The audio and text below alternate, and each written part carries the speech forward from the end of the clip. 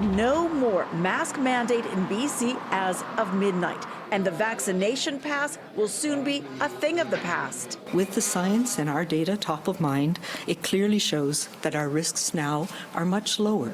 They're not zero, and we're not fully out of this yet, but I feel confident that we can safely make some further changes. The changes over the next month will start with masks no longer needed Friday in most indoor settings except healthcare. Kids' overnight camps back on, and the parties back on at home. Gatherings go back to being as big as you want. While masks are no longer required or mandated under an order as of tomorrow, some people in some locations will and continue to use masks personally or in their business. In a week, long-term care visits will open back up again beyond just designated guests. People will still need to be vaccinated and tested.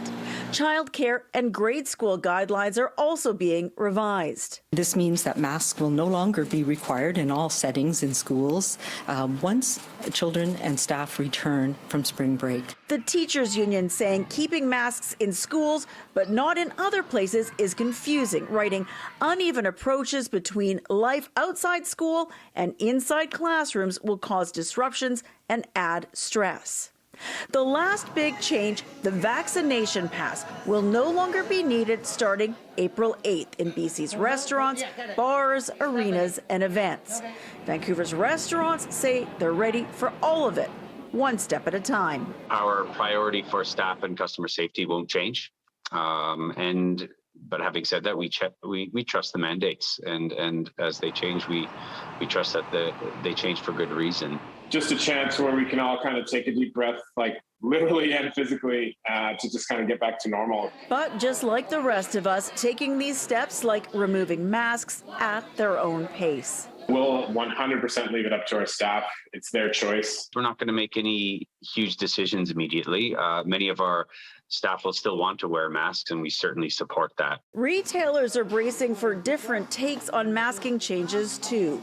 This will make a segment of customers happy, and so for them, I guess we're happy. This will make some customers unhappy and uncomfortable, and so we worry for them. Dr. Henry is clear there is nothing preventing businesses from choosing to require masks or vaccination passes after the health orders end. And ultimately, she says nothing is written in stone. Things could change.